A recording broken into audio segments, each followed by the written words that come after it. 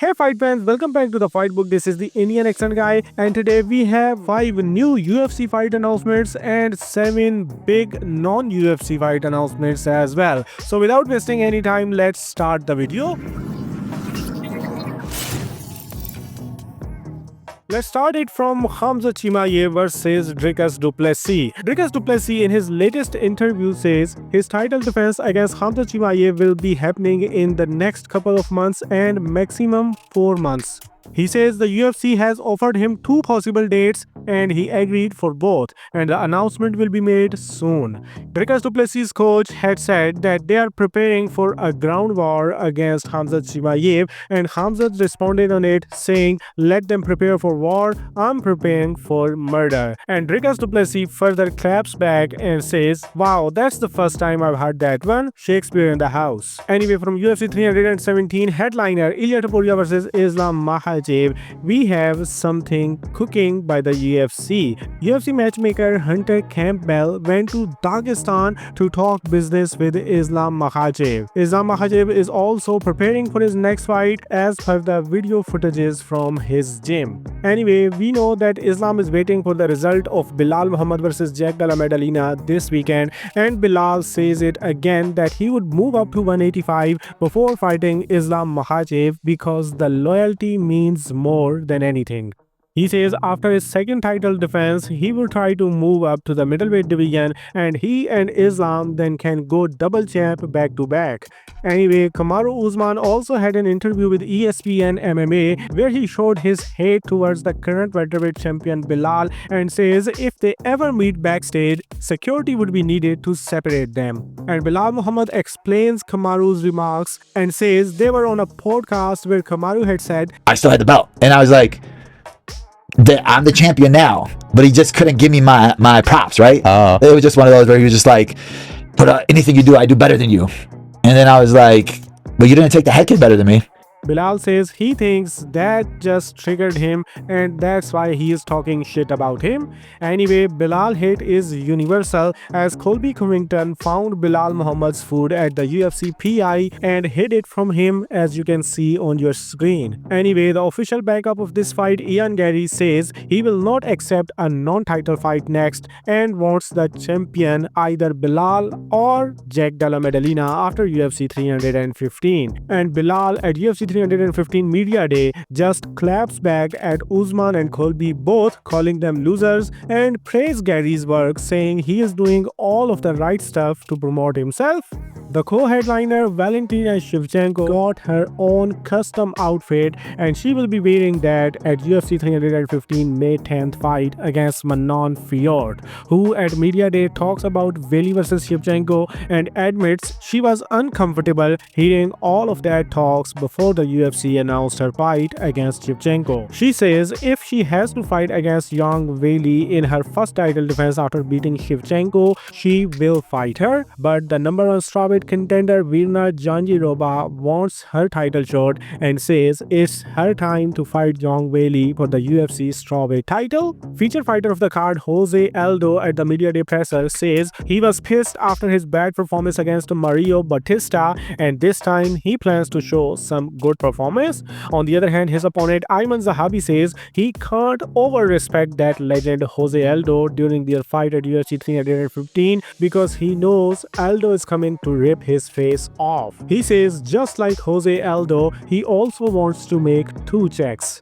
Now something from past weekend's UFC Des Moines card. The biggest loser on that card, Bo Nickel, admits that Renier de Ridder was overall just more well-rounded, more skilled, and more experienced than him. In short, Nickel says RDR was a better fighter that night. Instead of making excuses, Nickel says there is still so much room to improve for him and he will improve. Nickel also says that he would not take a hiatus and would like to fight a couple more times this year.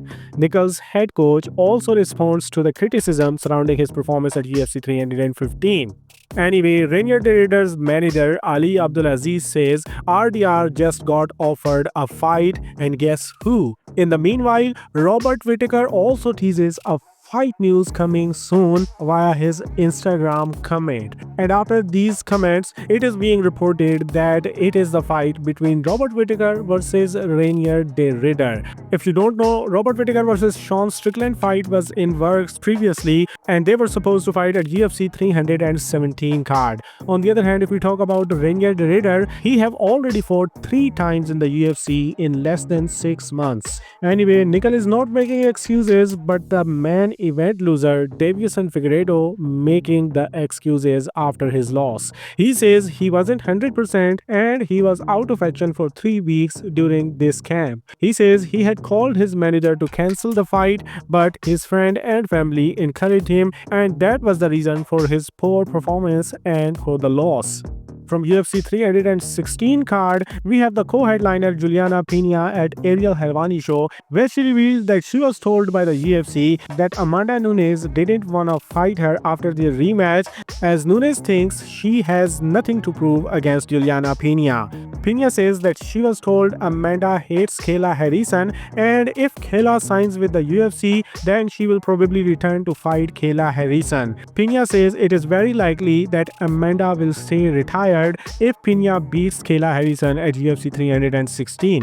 Pena also accuses her opponent Kayla Harrison for PEDs. Anyway, there were 2 fights that are added on that UFC 316 card, headlined by Dvalishvili versus O'Malley. First one is a welterweight bout where Chaos Williams will return against Uros Magic.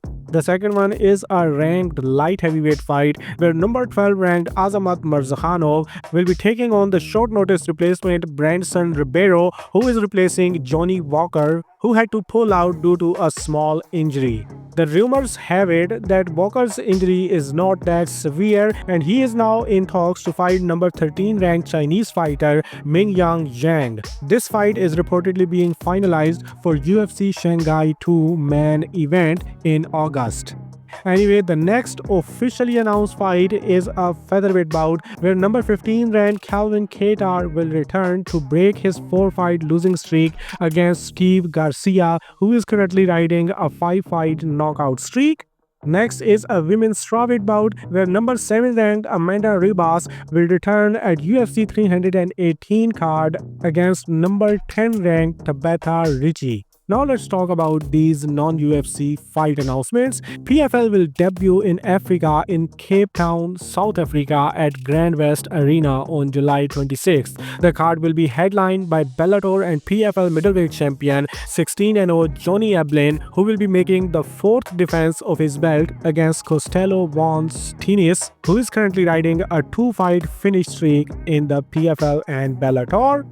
In the co-headliner, their undefeated flyweight champion Dakota Dechiva against Sumiko Inaba, who is also riding a 2-fight win streak in PFL and Bellator.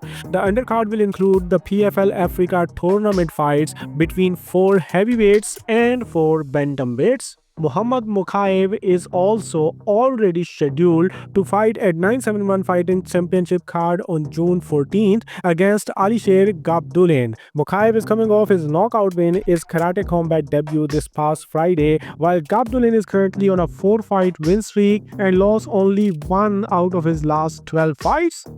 And that's all in this video. Now you are completely up to date with the fight world. If you like the video, if you like my work, you are supposed to do only one thing: just share your thoughts in the comment section, because your feedback is important to me, and then do whatever you want.